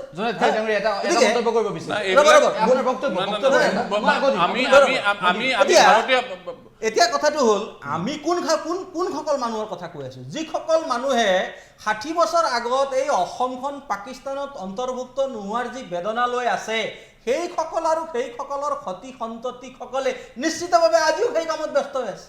আমি সেইসকল মানুহক কোৱা নাই যিসকল মানুহে ভাৰতবৰ্ষৰ স্বাধীনতা আন্দোলনত আশফাক উল্লাহ খানৰ নিচিনা মানুহক কি আমি স্বীকৃতি নিদিম নেকি? দিম। কিন্তু কথাটো হ'ল আজি যি জেহাদৰ কথা, তেখেতে অকণমান আগত ক'লে যে জেহাদৰ কথা, আৰে জেহাদ দুই ধৰণৰ, ইণ্টাৰনেল জেহাদ আৰু এক্সটাৰ্নেল জেহাদ। এতিয়া আমি কোনটো জেহাদ দেখা পাইছোঁ? যে টুইন টাৱাৰত গৈ এৰ'প্লেনেৰে ধ্বংস কৰি দিয়া জেহাদ দেখা পাইছোঁ, ডিঙি কাটি দিয়া জেহাদ দেখা পাইছোঁ। আজি কি জেহাদ দেখা পাইছোঁ? য'ত আমি আজমেৰত আমি চাদৰ দিব যাওঁ, তাৰ যিজন মূল মানুহ সেইজনে ডিঙি কাটিব লাগে বুলি কোৱা আহ্বান আমি শুনি আছোঁ। আমি শুনা পোৱা নাই নেকি? আমি শুনি আছোঁ। যিজন বিপিন ৰাৱত মৰিল, সেই বিপিন ৰাৱত মৰাৰ দিনে আমি দুখত আছোঁ, তাতে এই কিছুমান মানুহে তাতে হাঁহি আছে। তাতে তো আমি কোনবোৰ বস্তু দেখা পাইছোঁ? আমি সেইবোৰ দেখা পাইছোঁ। সেই বিষয়বস্তুবিলাক নোহোৱা কৰিবৰ কাৰণে আজি যিসকল মানুহ আছে, এইসকল মানুহে অসমত যিসকল, ভাৰতবৰ্ষত যিসকল মানুহে কৈছে নহয় আমি জেহাদী সমৰ্থন নকৰোঁ, সেইসকল মানুহে ইনিচিয়েটিভ ল'ব লাগে। But we are not seeing those initiative. আমাৰ কথা আজি চৰকাৰে বাৰে কৈছে যে আমিতো গোটেই অসমৰ গোটেই মাদ্ৰাছাত থকা চব শিক্ষক জেহাদী বুলি কৈছোঁ নেকি? ঠিক আছে, জোনাইদ খালি ডাঙৰীয়া। অকণমান আগত জোনাইদ ডাঙৰীয়া এটা কথা ক'লে যে এটা কমিটি থাকে এপইণ্টমেণ্ট কৰিবলৈ। মই অকণমান আগত কৈছিলোঁ যে এই কমিটিৰ মানুহেতো জানিছিল সেইজন মানুহ বাংলাদেশৰ হয়। উত্তৰটো দিবলৈ গতিকে আৰু চৰকাৰৰ কথা চাওক, চৰকাৰে ভাল কাম কৰিছে কাৰণে আজি অসমৰ বিভিন্ন জেগাত চৰ চাপৰি য'ত আপোনাৰ যাব নোৱাৰে, তাতো আজি মছজিদ আছে, মাদ্ৰাছা আছে। সেইবোৰ জেগালৈ গৈ চৰকাৰে আজি তথ্য উলিয়াই আনিব পাৰিছে কাৰণে ধৰিব পাৰিছে। আপুনি ভুল কথা কৈছে। আমাৰ গোটেই যিবিলাক মাদ্ৰাছা চলি আছে, সেইবিলাক মাদ্ৰাছা এটা বৰ্ড আছে, তানজিম বৰ্ড, যোৱাকালি তানজিম বোৰ্ডৰ ছেক্ৰেটাৰী মৌলানা আব্দুল কাদিৰ চাহাবে ডিজিপি মহোদয়ক লগ ধৰি পেলাই গোটেই মাদ্ৰাছাৰ লিষ্টখিনি দিছে, যিখিনি মাদ্ৰাছাৰ লিষ্ট এনলিষ্টেড হৈ আছে তানজিম বোৰ্ডৰ আণ্ডাৰতে, আৰু যিবিলাক এনলিষ্টেড হোৱা নাই আমি অপেনলি কৈছোঁ, যিবিলাক এনলিষ্টেড হোৱা নাই সেইবিলাকৰ ৰেছপনচিবিলিটি আমাৰ নাই, আমি নলওঁ, আমি নলওঁ। বিষয়বস্তু সেইটো নহয়, আপোনাকতো মই ৰেছপনচিবল কৰা নাই, ৰেছপনচিবিলিটি লোৱা নোলোৱাৰ কথাটো সেইটো নহয়। মূল বিষয়বস্তুটো হৈছে আজি মাদ্ৰাছাত শিক্ষক ৰূপে এজন জেহাদী সোমাইছে, যিজনে সমাজত বিষবাস্প ওলাইছে, অসমক ইছলামিস্তান কৰাৰ যিটো তেওঁলোকৰ সপোন, সেই সপোন হয়তো দাদাৰ নাথাকিব পাৰে, সেই সপোনটো আমিতো এখেতৰ সপোন আছে, তেখেতৰ থাকিব পাৰে, তেখেতৰ নাথাকিব পাৰে, কিন্তু কথাটো হ'ল সেইসকল মানুহ, যিসকল মানুহে ভাৰতবৰ্ষ স্বাধীন হোৱাৰ সময়ত অসমক পাকিস্তানৰ নোহোৱাৰ যিটো বেদনা আছিল, সেইসকল মানুহে আজি কিন্তু অসমত এটা সংখ্যা, আজি অসমত মুছলমানসকলৰ এটা সংখ্যা যথেষ্ট আছে কাৰণে সেই সংখ্যাধিক্যৰ ওপৰত গুৰুত্ব দি তেওঁলোকে যিটো কাম কৰিব বিচাৰিছে সেই কাম। ঠিক আছে, মই এটা বিৰতি ল'ম। ইতিমধ্যে আমি আলোচনা কৰিছোঁ ৰাজ্যত জেহাদী প্ৰসংগত। শেহতীয়াভাৱে মুখ্যমন্ত্ৰী ডক্টৰ হিমন্ত বিশ্ব শৰ্মাই যিকেইটা কথা কৈছে তাৰ পিছতেই কেনেধৰণৰ প্ৰতিক্ৰিয়াৰ সৃষ্টি হৈছে বা কেনেধৰণৰ ৰাজ্যত মন্তব্য কৰিছে ইছলাম ধৰ্মাৱলম্বী লোকসকলে, সেই সন্দৰ্ভত আমি আলোচনা কৰিছোঁ। মই PFIৰ নেতা আমিনুল হক ডাঙৰীয়াৰ কাষলৈ গৈছোঁ। আমিনুল হক ডাঙৰীয়া, ইতিমধ্যে যিকেইটা কথা কিশোৰ উপাধ্যায় ডাঙৰীয়াই কৈছে, সত্যৰঞ্জন বৰা ডাঙৰীয়াও কেইবাটাও প্ৰশ্ন সন্মুখলৈ আনিছে। আমিনুল হক ডাঙৰীয়া, মই প্ৰথমে এটা স্পষ্ট কৰি দিব বিচাৰিছোঁ যে আজি পপুলাৰ ফ্ৰণ্ট অফ ইণ্ডিয়াক মানে সন্ত্ৰাসবাদীৰ লগত তুলনা কৰা হৈছে। কিছুদিন আগত মানে এই একেখন পপুলাৰ ফ্ৰণ্ট যেনেকুৱা কাম কৰে আৰু ফুলবাৰী শ্বৰীফত যেতিয়া সেই দুজনক আটক কৰা হৈছিলে, তাৰে যিটো পুলিচ অফিচাৰ তেওঁ কৈছিলে যে RSS যেনেকুৱা কাম কৰে তেনেকুৱা পপুলাৰ ফ্ৰণ্ট অফ ইণ্ডিয়া কৰে। লগে লগে RSS তেওঁলোকৰ ওপৰত একদম পূৰা মানে লাগি ধৰিছিলে। মই কথাটো ক'ব বিচাৰিছোঁ যে পপুলাৰ ফ্ৰণ্ট অফ ইণ্ডিয়া সন্ত্ৰাসবাদী কাৰ্যকলাপত নাই। যদি তেনেকুৱা থাকিলেহেঁতেন আজি RSSৰ তেওঁলোকৰ পৃষ্ঠপোষকতাত চলা চৰকাৰে এতিয়ালৈকে পপুলাৰ ফ্ৰণ্টৰ এজন সদস্যকো মানে তেনেকুৱা এটা আনলফুল এক্টিভিটিজ, ৰ'ব আপোনাৰ কথাত মই কোৱা নাই, আপোনাৰ কথাত মই একো মাত মতা নাই, মোৰ কথাটো শুনি লওক। আপোনাৰ PFI আজি আপুনি গোটেই চাব, PFI যিমান আইডিঅলজিৰ ডিফাৰেন্স, আইডিঅলজিৰ বিৰোধিতা কৰা সব কামত আছে, আইডিঅলজিৰ বিৰোধিতা কৰা কেতিয়া সন্ত্ৰাসবাদ হ'ব নোৱাৰে, RSSৰ বিৰোধিতা কৰা কেতিয়া সন্ত্ৰাসবাদ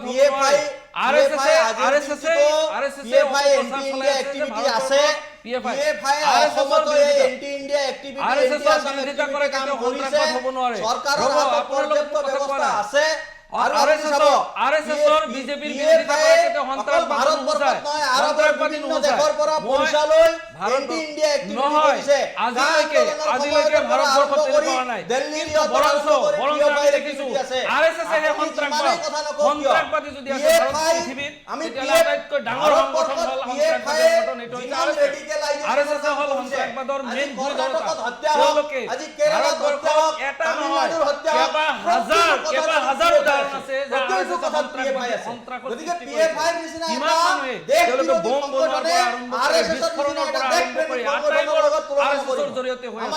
নাথুৰাম গডছেৰ পৰা আৰম্ভ কৰি আজিলৈকে হাজাৰ হাজাৰ সন্ত্ৰাসবাদী আছে যিসকল RSSৰ লগত সম্পৰ্কিত।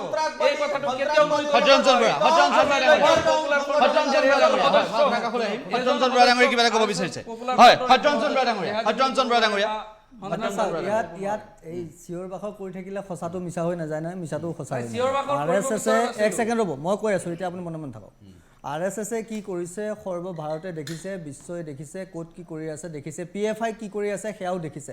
ইয়াত আপুনি ক'লেই RSSে কি কৰিছে সেইটো মিছা হৈ নাযায়, PFI কি কৰিছে সেইটো মিছা হৈ নাযায়। গতিকে অযথা ইয়াত চিঞৰ বাখৰ নকৰিব। গৃহ বিভাগৰ হাতত যথেষ্ট তথ্য আছে, মই কি কৰিছে কোনেও নকওঁ, গৃহ বিভাগৰ হাতত যথেষ্ট তথ্য আছে, সংবাদ মাধ্যমে বিভিন্ন সময়ত বাতৰি প্ৰচাৰ কৰি থৈছে, আৰ্কাইভবোৰত ওলাব হাজাৰ হাজাৰ তথ্য, RSSে কি কৰিছে, PFI কি কৰিছে। গতিকে যিটো বস্তু এপেল টু এপেল কম্পেৰিজন হয় দেই, গতিকে য'ত এপেল টু এপেল নহয় কম্পেৰিজন নকৰিব আপুনি। মোৰ কম্পেৰিজন এখানে নহয়, মই যিটো কৈছোঁ ৰাইজে বুজিছে, ৰাইজে বুজিব সেইটো কথা। কিন্তু তাৰ আগত যিটো কথা হ'ল জুনেইদ খালিদ ডাঙৰীয়াই ক'লে 600 নে 60 জন বুলি ক'লে নে 600 গৰাকী শ্বহীদ হৈছে বুলি কৈছে, 68 গৰাকী। এইটো চাওক NI ৰিপৰ্ট, তেলেংগানাততো বিজেপিৰ গভৰ্ণমেণ্ট নাই, আছে জানো? তাততো ক'বলৈ গ'লে PFI ফালে চব থকা, এইটো চাওক We have three Pragya Singh PFI Thakur activists কি in কৰিছে? custody Pragya Singh named Thakur to have Maligaon because blast law কোনে across the country carry out attacks on Maligaon other blast religions. That is all. নাই এক second, এইবিলাক এক চব second, মিছা। আমাৰ আজিলৈকে প্ৰমাণ কৰিব অসমত পৰা বাদ নাই। দিয়ক, অসমত বিজেপি আজিলৈকে গভৰ্ণমেণ্টে প্ৰমাণ কি কৰিব কৰে? পৰা নাই। যে গোটেই আপোনাৰ ভাৰতবৰ্ষত নাই কিশোৰ পাইছে ডাঙৰীয়া, কিশোৰ পাইছে ডাঙৰীয়া, কিশোৰ পাইছে ডাঙৰীয়া আজিলৈকে প্ৰমাণ কৰিব পৰা নাই বুলি কৈছে। নাই, নাই, আজিলৈকে প্ৰমাণ কৰিব পৰা প্ৰমাণ নাই। হ'ব এতিয়া। আজিলৈকে প্ৰমাণ কৰিব পৰা নাই। মই যিটো কথা কৈ আছোঁ শুনক, মই যিটো কথা কৈ আছিলোঁ, আপোনাৰ যে কৈছে 68জনে কৰিছে, কোনোবাই কৈছে স্বাধীনতা আন্দোলনৰ সময়তো তেওঁলোকে কৰিছে, মাজতে কিশোৰ উপাধ্যায় ডাঙৰীয়াই কথাটো কৈছে। ইতিহাসত যে আছে কথাখিনি। ইতিহাসত আছে, নিশ্চিতভাৱে থাকিব, ইতিহাসত এই কথাও আছে, তাৰ পিছতে পাকিস্তান হৈছে, তাৰ পিছতে বাংলাদেশ হৈছে, ইতিহাসত এইখিনি কথাও আছে, অসমৰ ৰাজনৈতিক ইতিহাসত এইখিনি কথাও আছে, মুছলিম লীগে কি ধৰণে অসমখনক আমি পাকিস্তানৰ মুছলিম হাতত লীগৰ তুলি আহ্বান দিম বুলি মানা নাই, কৈছিলে। আমি মুছলিম অসমত লীগৰ আহ্বান মানা নাই। এক ছেকেণ্ড আপুনি ছৈয়দ আব্দুল মালিকক মানে চাগে নিশ্চয়, মুছলিম লীগক নামানে, মানে ন? নামান মুছলিম নাই নাই, মুছলিম লীগক নামানে, ছৈয়দ আব্দুল মালিকক মানে, তেখেতৰ আদৰ্শক মানে এক ছেকেণ্ড, মানে নে? হয়।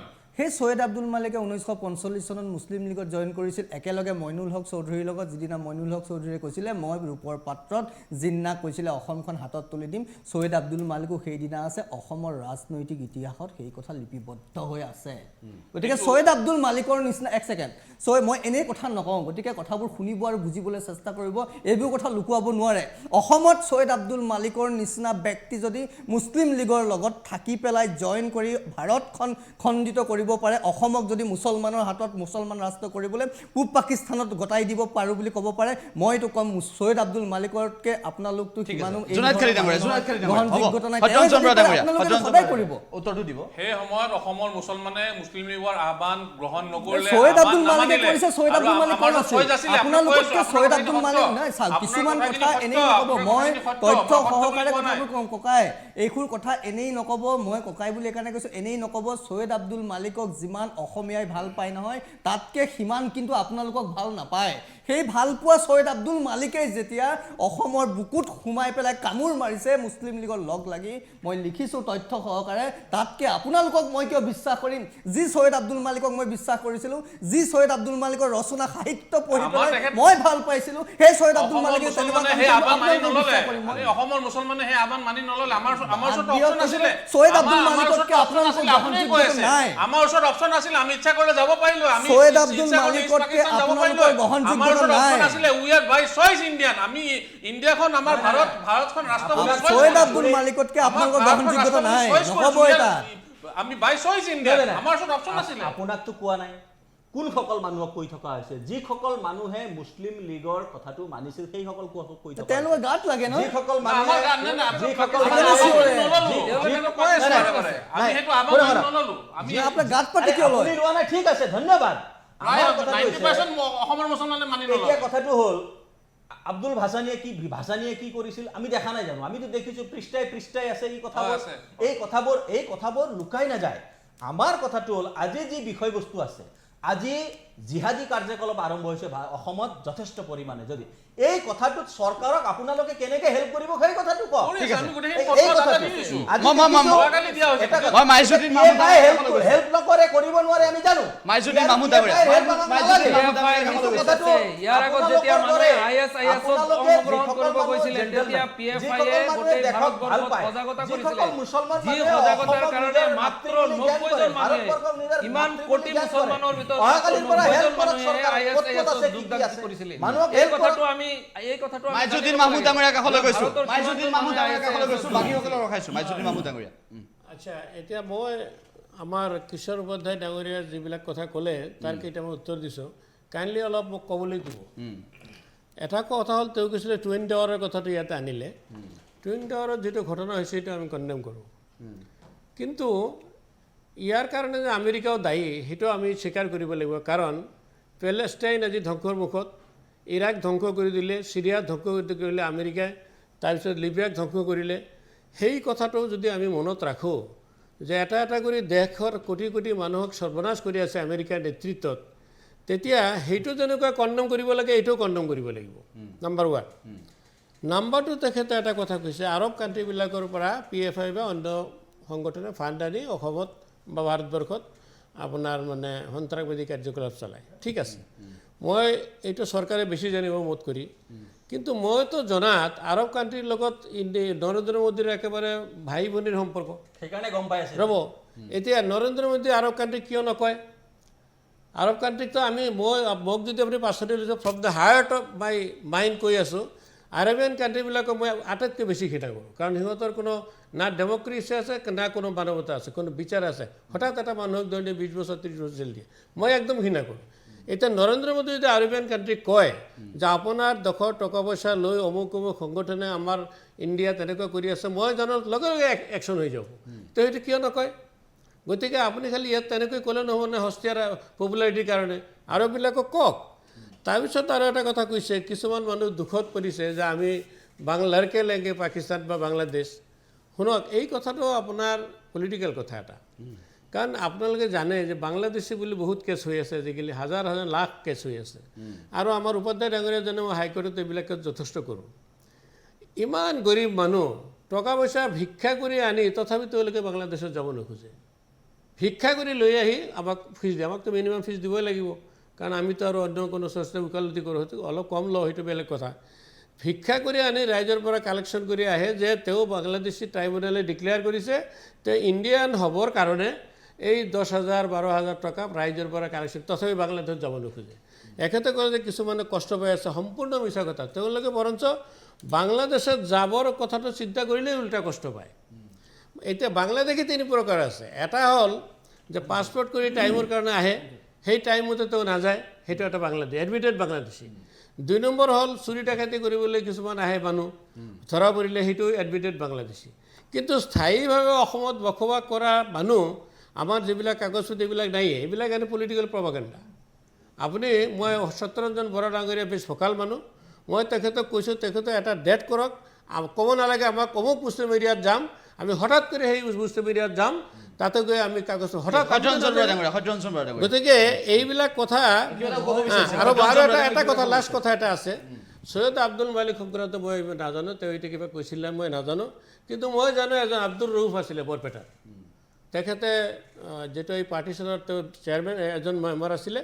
তেখেতে আপোনাৰ গীতালদহ যিটো সোণাৰহাট ৰেখেছে বাংলাদেশৰ বৰ্তমান, সেইটো সীমাৰ কথা আছিলে, কিন্তু তেওঁ সেইটো নকৰি তেওঁ এই গোলগঞ্জৰ ওচৰত কিবা এটা নাম লিখি দিলে, যাৰ কাৰণে এটা বিৰাট এৰিয়া অসমত থাকি গ'ল, বিৰাট এৰিয়া অসমত থাকি গ'ল। গতিকে আপুনি আৰু ফখৰুদ্দিন সাহেবৰ কথাটো ভাবক, কিমান মাৰ খালে। গতিকে ভাল বেয়া চব জেগাতে আছে। এতিয়া আপুনি কৈছে ইমান ইমান ভাল কৈছে, মই মই লাষ্ট কথাটো কৈছোঁ দেই। কেইদিনমান আগত দেখিলোঁ গোলগঞ্জত এই বজৰং বুলি দল এটা আছে, অপেনলি তেওঁলোকে ট্ৰেইনিং লৈ আছে। এটা কথাত মই ধন্যবাদ জনাইছোঁ, তেখেতে হাইকোৰ্টত কাম কৰে। আৰু এটা কথা ক'লে যে কিছুমান মানুহ আছে বাংলাদেশৰ পৰা ইয়াত কাম কৰিবলৈ আহে, চুৰ ডকাইত কৰিব, তেনেকৈ কৈছিলে। সেইখিনিয়ে তাত কাগজ পত্ৰ কৰে আপোনাৰ, মানে যি নহওক বাংলাদেশৰ পৰা আহে, কাম কৰিব আহে, চুৰ ডকাইত কৰিবলৈ আহে, তেওঁলোকে ক'ৰবাত ভিক্ষা কৰি আনিও আপোনাক কিবা ফিজ দিয়ে। মই নাজানো কাৰণে মই ক্লিয়াৰ কৰিব খুজিছোঁ আপোনাক, ক'ব খোজা নাই।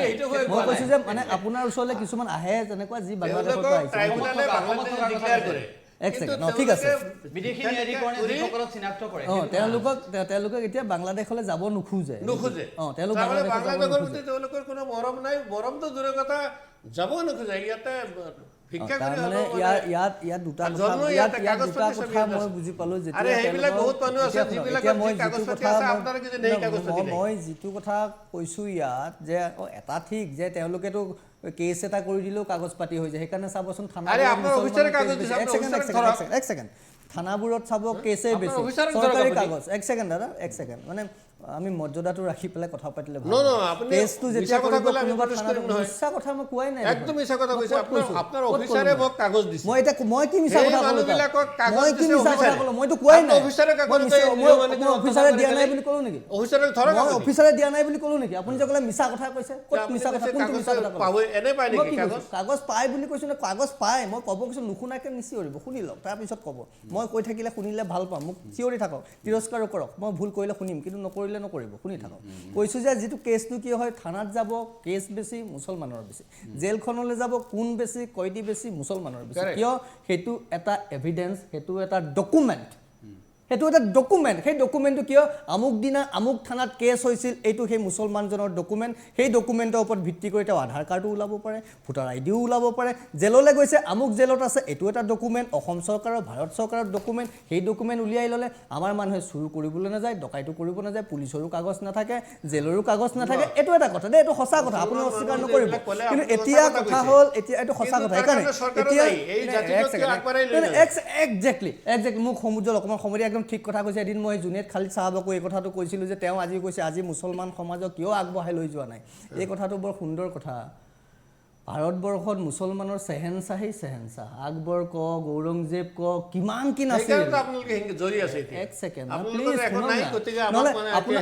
এক ছেকেণ্ড শুনি লওক যে চেহেনশ্বাহেই চেহেনশ্বাহ কিন্তু তাৰপিছত মাইনৰিটিৰ ভিতৰত আটাইতকৈ মাইনৰিটি কোন পাৰ্চী কিন্তু পাৰ্চীয়ে মাইনৰিটি ষ্টেটাছ বিচাৰি দৌৰি ফুৰা নাই শিখ মাইনৰিটি বুলি দৌৰি ফুৰা নাই তাৰপিছত আহিল বৌদ্ধ আপোনাৰ জৈন মাইনৰিটি বুলি দৌৰি ফুৰা নাই কিন্তু মাইনৰিটিৰ ভিতৰত যিসকল মাইনৰিটি তেওঁলোকৰ ৰজা মহাৰজা কত কি চেহেনশ্বাহ নাছিল আনকি কংগ্ৰেছ চৰকাৰ আন্দোলন হ'ল দুখনকৈ তেওঁলোকে দেশ লৈ গুচি গ'ল ভাৰতৰ পৰা মুছলমান মাইনৰিটি সংবিধান সলাই ছেকুলাৰিজিম কৰিলে মুছলমান এক হোৱা নাই কথাটো শেষ কৰিলে মাইনৰিটিৰ কাৰণে special category special scheme special facility তাৰপিছতো আজি মাইনৰিটিয়ে পঢ়া নাই খাবলৈ নাই কিবা নাই দৌৰালে কোনে কৰে কিন্তু মুছলমানৰ নিজৰ মানসিকতা সেই কথাবোৰ ক'ব নোৱাৰে নিজৰ মানসিকতা ইমানৰ পিছত একো নোহোৱাৰ পিছত আমাক ক'ব চৰকাৰৰ আলোচনা কৰা হৈছে এই বিষয়লৈ মই কথা ক'ব এটা কথা মই বাংলাদেশী বা ডকুমেণ্টৰ বিষয়লৈ মই হয়তো বেলেগ সময়ত কেতিয়াবা ক'ম মই আজিৰ বিষয়টোলৈকে মই ক'ব বিচাৰোঁ প্ৰথমতে যেতিয়া জেহাদী প্ৰসংগত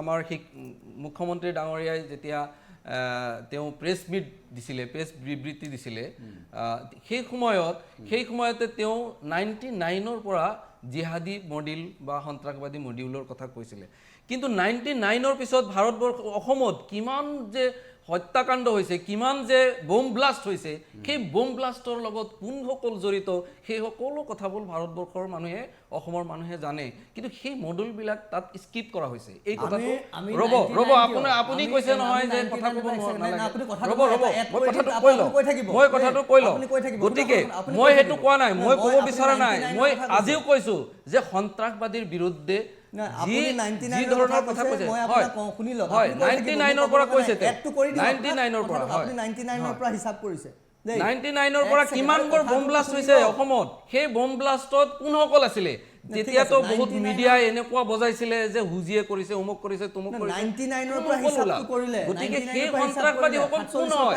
এই কথাটো আমি বুজি পাব লাগিব আৰু সেইকাৰণে কৈছোঁ আজি যিবিলাক মডিউল ওলাইছে বুলি তেওঁ দাবী কৰিছে বা আজি হোম ডিপাৰ্টমেণ্টে দাবী কৰিছে ভাল কথা তেওঁলোকে কিন্তু বহুত দেখিছোঁ আমি যে এইসকলক যেতিয়া সন্ত্ৰাসবাদী হিচাপে আটক কৰাৰ পিছত তাৰপিছত তেওঁলোকে ৰেহা হৈ যায় কিন্তু বছৰে তেওঁলোকে জেলত থাকি যেতিয়া বাহিৰত ওলাই আহে তেতিয়াহ'লে সেই সকলৰ জীৱন ধ্বংস হৈ যায় সেই কথাটো নহ'ব কিয় মোক 99ৰ কথাটো ক'বলৈ দিয়ক 99ৰ পিছত যিমানখিনি ঘটনা ঘটিল কোনো এজন সন্ত্ৰাসবাদী কোনো এজন হত্যাকাৰীৰ সপক্ষে কোনো এজন হিন্দু মানুহে মাত মাতিব যোৱা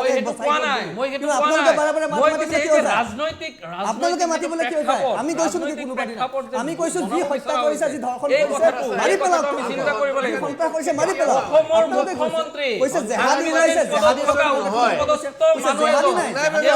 সন্ত্ৰাসবাদীৰ মডিউল যেতিয়া ক'ব সেই সন্ত্ৰাসবাদীৰ মডিউলটো কিমান বৰ আছে সেই আটাইবোৰ নিজে সন্ত্ৰাসবাদী কি সন্ত্ৰাসবাদী মডিউলৰ কথা উচিত কৰা হোৱা নাই গতিকে এই এটা ডিহিউমেনাইজেশ্যন যিটো কোৱা হয় ডিহিউমেনাইজেশ্যন এটা বনোৱাৰ এটা চক্ৰান্ত যে এনেকুৱা ধৰণৰ এটা কথা ডিহিউমেনাইজেশ্যন ঠিক আছে কিশোৰ উপাধ্যায় ডাঙৰীয়া মুছলমানৰ বিৰুদ্ধে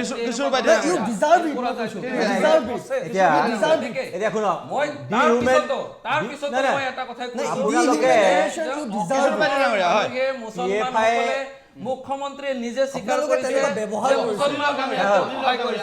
গতিকে মুছলমান মানুহে সহায় কৰি যাব যদি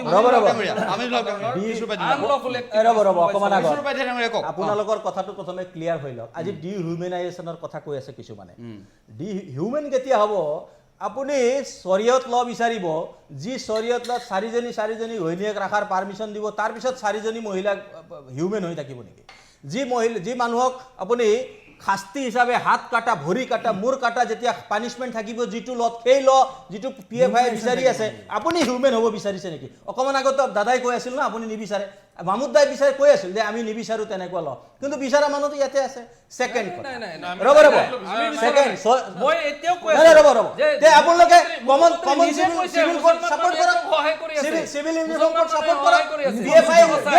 ইউনিফৰ্ম সিভিল কোড সাপোৰ্ট কৰি কালি ষ্টেটমেন্ট দি দিয়া unlawful activities চলি আচ্ছা আছে। ৰব আমাৰ মানুহ আপুনি সহায় উত্তৰ কৰি দিব আছে। তাৰপিছত অকমান আগত সহায় মাহমুদ কৰি দাই এটা কথা কৈছে সত্যৰঞ্জন বৰাই যেতিয়া ঔৰংজেবৰ কথা আকবৰৰ কথা ক'লে তেতিয়া মাহমুদ দাই ক'লে যে তোমালোকৰতো তেনেকুৱা চেংচা নাই আমাৰ আছে মই আজি বিনম্ৰতাৰে কৈছোঁ মাহমুদ দা আপুনি আজি মুছলমান হ'ব পাৰে আপোনাৰ 4, 5, 6 পূৰ্বপুৰুষ ক'ৰবাত কোনোবা দিন হিন্দুৱে আছে ৰাইট হয় না ৰাইট কিন্তু ঔৰংজেবৰ পূৰ্বপুৰুষ ইয়াত হিন্দু নাছিল পূৰ্বপুৰুষ ঔৰংজেবৰ পূৰ্বপুৰুষ ক'ৰবাৰ তুৰ্কমেনিস্তানৰ পৰা ক'ৰবাৰ উজবেকিস্তানৰ পৰা মুছলমানে আহিছিল আজিও আমি কওঁ আকবৰ ভাৰতত কৰা যেন আক্ৰান্ত আছিল তেওঁলোকে ইয়াত আক্ৰমণ কৰিব আহিছিল আপুনি কিন্তু সেই আক্ৰমণ কৰা মানুহৰ পক্ষৰ নাছিল কিন্তু আজি আপুনি এই ইয়াতে আপুনি কৈছে যে আপুনি আকবৰক লৈ আপুনি এতিয়া গৌৰৱবোধ কৰিছে এই মেণ্টেলিটিটো এই যে যিটো আপুনি মেণ্টেলিটি এইটো আপুনি কিয় আকবৰক আপুনি অন কৰি আছে উত্তৰটো দিব লাগিব আপুনি আপুনি অকমান মাহমুদ এক মিনিট নাই মোৰ দাদা ক'ব মোৰ কথাটো নহয় চেইন শেষ হ'ব মই তাৰপিছত ক'ব আজি মাহমুদ দা মই কৈছোঁ চাওক আপুনি কোনো পধ্যে আকবৰৰ বংশধৰ নহয় আপুনি হ'ব পাৰে মুছলমান আপোনাৰ পিছৰ পৰ্যায়ত আপোনালোকৰ হয়নে কিন্তু আজি এতিয়াও আপুনি যেনেকে গৌৰৱবোধ কৰিলে এতিয়াও ভাৰতৰ সভ্যতা সংস্কৃতিক প্ৰদানত কৰা সেই মোগলসকলক গ্লোৰিফাই কৰাৰ মেণ্টেলিটি ঠিক আছে উত্তৰ দিয়ক হৈ যাব মাজুদ্দিন মাহমুদ মোৰ আছে না মোৰ ৰ'ব দ্বিতীয় কথাটো হ'ল অকল আপুনি নহয় উত্তৰ নাপাব জেহাদৰ ক্ষেত্ৰত মই আজিও কৈছোঁ অকমান আগত দাদাই কৈ গ'ল জেহাদৰ ক্ষেত্ৰত যে জেহাদ অকল আপুনি ইণ্ডিয়াৰ কণ্টেক্সত ক'লে নহ'ব নহয় জেহাদ হৈছে ইণ্টাৰনেশ্যনেল কণ্টেক্সট এটা ভাৰতবৰ্ষ 1960 যেতিয়া ৱাহাবিজিম আহিল আহাৰ পিছত জেহাদটো কি বুজে জেহাদ মই আগতে কৈছোঁ ইণ্টাৰনেল আৰু এক্সটাৰ্নেল এতিয়া আপোনালোকৰ ইণ্টাৰনেলটো বাদ গ'ল কেতিয়াবাই মৰি থাকিল এই এক্সটাৰ্নেলটো কি বুলি লিখা হৈছে যে আপোনাৰ এনচাইক্লোপিডিয়া অফ ইছলামত লিখা আছে যে আনবিলিভাৰক নিজৰ পন্থলৈ আনাৰ যি ব্যৱস্থা আছে দ্যাট ইজ জিহাদ হয় নেকি তেতিয়াহ'লে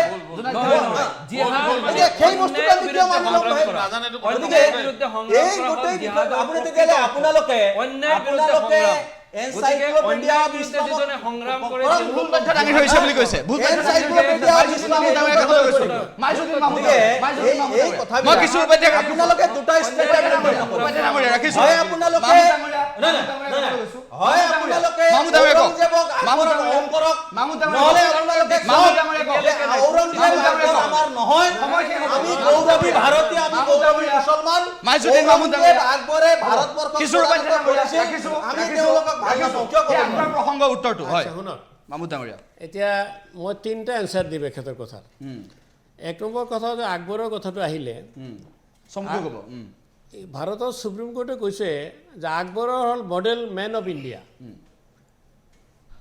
এইটো সুপ্ৰিম কোৰ্টৰ কথা এটা মোৰ কথা নহয় গতিকে তেনেকৈ এজন আকবৰক যদি মই সন্মান কৰোঁ সেইটো বেয়া নহয় কিন্তু তাৰ উদ্দেশ্য এইটো নহয় যে মই অন্য জাতি বা অন্য ভাষাক ঘৃণ কৰোঁ নাম্বাৰ 1 এখেতে ক'লে যে 4জন ৱাইফ থাকে এইবিলাক কথা আপোনালোকে বিৰোধিতা কৰক আপুনিও বিৰোধিতা কৰক শুনক ডিহিউমেনাইজেশ্যনৰ কথা যেতিয়া ডিহিউমেনাইজেশ্যনৰ কথাটো মই কোৱা নাই তথাপিও ছাপ'জ মই অন্য লাইফক ছাপোৰ্ট কৰি আছো না ছাপোৰ্ট কৰা নাই মই ন্যায় কথাক ছাপোৰ্ট ৰ'ব 4জন ৱাইফৰ কথাটো কৈছে ৰ'ব এইটো কথা এই কথাটো বিজেপিক আপোনালোকে কমসে কম ভাল পাব ৰ'ব বিজেপিক কেনেকৈ ভাল পাম বিজেপিক কেনেকৈ ৰ'ব বিজেপিক কেনেকৈ ভাল পাব আপুনি বিলকিছ মানুহক ৰেপ কৰা মানুহক ৰেহাই দি দিলে আৰু নাৰী শক্তিক সন্মান কৰে নৰেন্দ্ৰ মোদী আৰু সেই বাচ্চাক মাৰিলে গ্যাং ৰেপ কৰিলে তাক হেৰি দিলে আৰু সেই পলিচিটো অলৰেডি ডিলিট হৈছে ৰ'ব আচ্ছা মোক আমাৰো আছে তেতিয়াহ'লে না কথাটো ক'ব লাগে শুনক এতিয়া 4জন ৱাইফৰ কথাটো শুনক ইছলাম ধৰ্মটো হ'ল এটা প্ৰেক্টিকেল ধৰ্ম এতিয়া যুদ্ধ বিগ্ৰহত বহু বেছিভাগ পুৰুষ মানুহ মৰে এইটো কোনো পাৰ্মিশ্যন নহয় এটা এক্সেপশ্যনেল এতিয়া নাম্বাৰ 1 নাম্বাৰ 2 বহু বিবাহ আপোনালোকে বেয়াও পাব পাৰে ভালো পাব পাৰে কিন্তু চেঞ্চাছ ৰিপৰ্টত দেখিব মুছলমানৰ 4টা ঘৈণীয়েক পাৰ্মিটেড, কিন্তু মুছলমানৰ আটাইতকৈ 4টা ঘূৰ্ণিত্ব বাদ দিয়ে আপুনি আপোনাৰ অঞ্চলত এটা গাঁৱত আপুনি যাওক, কাৰো দুজন ৱাইফ নাই। আপুনি এনেই কৈ থাকে, এইবিলাক মানে সস্তীয়া ৰাজনীতি। আচ্ছা, আৰু 3 নম্বৰ পাৰ্চনেল ল আমি কিয় ছাপোৰ্ট কৰিম?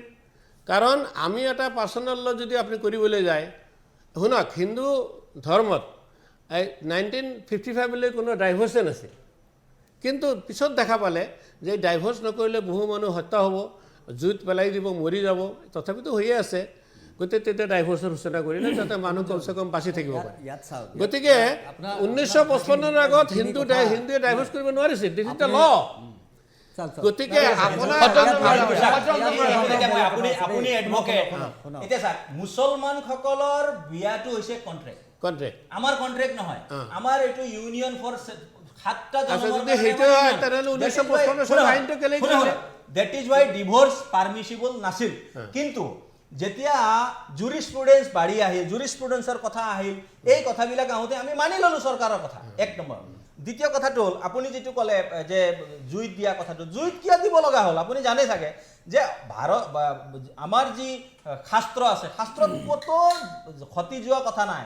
অকল এইটো কথা কেতিয়া হ'ল, যেতিয়া মোগলসকলে, মুছলমান শাসকসকলে ভাৰতবৰ্ষত শাসন কৰিলে, যেতিয়া আমাৰ ছোৱালী বোৱাৰীৰ ওপৰত চকু দিয়া হ'ল, তেতিয়া আমাৰ ছোৱালী বোৱাৰীয়ে 2টা কাম হ'ল, যে ক্ষতি যোৱা প্ৰথা গিৰিয়েক মৰাৰ লগে লগে সেইকাৰণে ক্ষতি দিব লগা হ'ল, আৰু পৰ্দা প্ৰথাটো যাতে এই যে মুছলমান যিসকল ৰজাৰ সৈনিকসকল আছিল তেওঁলোকৰ, আৰে আজি আফগানিস্তানত সেইবোৰ হৈ আছে, তেতিয়া কেনেকুৱা হৈছিল আপোনালোকে চিন্তা কৰক। গতিকে সেইকাৰণে আমাৰ সমাজ পৰিৱৰ্তন হৈছে মুছলমানসকলৰ শাসনৰ কাৰণে। আমি আশা কৰিম সকলোৱে এটা মন্তব্য ল'ব লাগিব।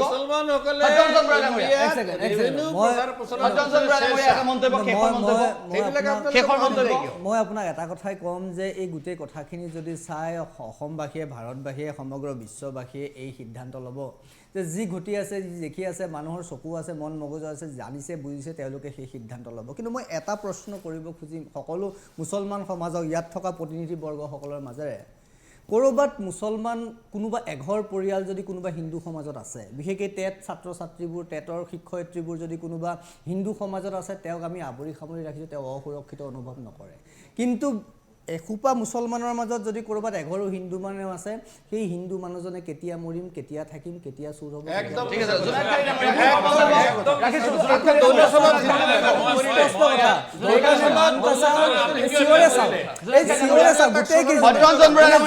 মুছলমানৰ সঁচা কথাটো কওঁ, সমস্যাটো উত্তৰ কেনেকৈ শুনিব, উত্তৰ কেনেকৈ শুনে? 1 ছেকেণ্ড, সঁচা কথাটো তেওঁলোকে চিঞৰ বাখৰ কৰে, তিনিওজনে চিঞৰ বাখৰ কৰে, তেওঁলোকৰ চৰিত্ৰটো লুকুওৱা হয়।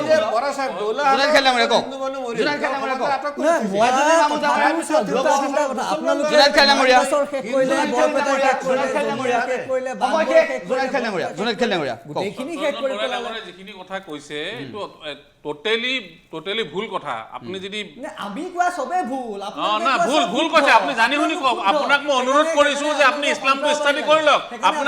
আপোনাৰ ইছলামৰ বিষয়ে নলেজ নাই, আপোনাৰ ইছলামৰ বিষয়ে, আপোনাৰ জেহাদৰ বিষয়ে নলেজ নাই, তালাকৰ বিষয়ে নলেজ নাই, আপুনি 4জনী বিবাহৰ ওপৰত নলেজ নাই, আপুনি এনেই কৈ থাকে এইবিলাক কথা, আপুনি এনেই কৈ থাকে। আপুনি এটা হাইপ কৰিব নিজে পাব্লিচিটিৰ কাৰণে কৈ থাকে, এনেই কৈ থাকে। এদিন প্ৰমাণ কৰি দিয়ক সত্যৰঞ্জন ভুল, প্ৰমাণ কৰক সত্যৰঞ্জন কৈ আছে না, আপুনি আমাৰ হিন্দু মানুহ থাকে, যেতিয়া আমাৰ নবীবোৰ আজান দিয়ে সিহঁতৰ ঘণ্টি বজাই সমানে সমানে। অপ্ৰচাৰ নকৰিব, মিছা কথা কৈ প্ৰচাৰ নকৰিব, নিজৰ লাভৰ কাৰণে অপ্ৰচাৰ মিছা কথা কৈ প্ৰচাৰ নকৰিব। কিন্তু আপুনি ঠিক আছে, 30 ছেকেণ্ড সময়, কিশোৰ পাই জানে 30 ছেকেণ্ড সময় মই কৈছো যে প্ৰমাণ কৰক সত্যৰঞ্জন ভুল বুলি মুছলমান হ'ব। কিশোৰ পাই জানে 30 ছেকেণ্ড সময়, আমি আশা কৰিম আজি ইয়াত বিশেষকৈ 2জন আমাৰ অধিবক্তা আছে, আমি একেলগে গুৱাহাটী হাইকোৰ্টত অধিবক্তা, তো আমি আশা কৰিম যে তেওঁলোকে যেনেকৈ এই কথাবোৰ কৰে, যে এই যে মুছলমানসকল, আমি মেইন ষ্ট্ৰীমৰ মানুহ, তেখেতসকলে কৈছে হয়ও এনেকুৱা কথা নাই যে চব মুছলমান বেয়া, এইটোতো আমি ক'ব যোৱা নাই। আমাৰ কথাটো হ'ল আজি যি জিহাদী কাৰ্যকলাপ আৰম্ভ হৈছে, তেওঁলোকৰো ইনিচিয়েটিভ এটা হওক, যে এই ইনিচিয়েটিভ আজি হাইকোৰ্টত কিমান গোটেই অসমৰ আছে। মানে মাজুদ্দিন মাহমুদ ডাঙৰীয়া, কি ক'ব? নাই মোৰ কথাটো শেষ হ'ব দিয়ক না, সময় গতিকে শেষ, আমাৰ সময় কথাটো হ'ল যে তেওঁলোকে শুনিছিলোঁ। এই জেহাদী যিবিলাক মানুহ জড়িত হৈ আছে সেইসকল মানুহ তেওঁলোকেও বিচাৰ খোচাৰ কৰক ঠিক আছে। দ্বিতীয় কথাটো মাজুদ্দিন হ'ল মাহমুদ ডাঙৰীয়া। এই যে তেওঁলোকে ঔৰংজেব আৰু আকবৰৰ লগত যিটো গৌৰৱবোধ কৰে সেইটো নোহোৱা কৰি 20 ছেকেণ্ড ৰাম আৰু সময় শেষ। কৃষ্ণৰ আমি যে বংশধৰ সেইটো গৌৰৱবোধ আৰম্ভ শুনক, কৰক কথাটো হ'ল যে সন্ত্ৰাসবাদ জেহাদী এই বস্তুবিলাকক আমি অন্তৰেৰে ঘৃণা কৰোঁ আৰু এইবিলাকৰ দূৰ কৰাৰ কাৰণে চৰকাৰক সকলো ধৰণৰ সহায় কৰিবলৈ প্ৰস্তুত আছোঁ কিন্তু চৰকাৰে তাৰ কাৰণে অনেষ্টলি আহিব লাগিব ঠিক আছে এই জেহাদী এইটোৱে আমাৰ প্ৰসংগটো থাকিব। ৰাজনৈতিক অস্ত্ৰ নেকি তাক লৈ প্ৰশ্ন আহিছে ৰাজ্যত পোখা মেলিছে মুছলমান মৌলবাদীয়ে ইয়াৰ পিছত মুখ্যমন্ত্ৰীৰ মন্তব্যৰ পিছত ৰাজ্যত প্ৰতিক্ৰিয়া আৰু আজি ষ্টুডিঅ'ত আলোচনা ইয়াৰ পৰৱৰ্তী সময়ত কি হ'ব ৰাজ্যবাসীয়ে দেখি থাকিব অনুষ্ঠান সামৰিছোঁ ধন্যবাদ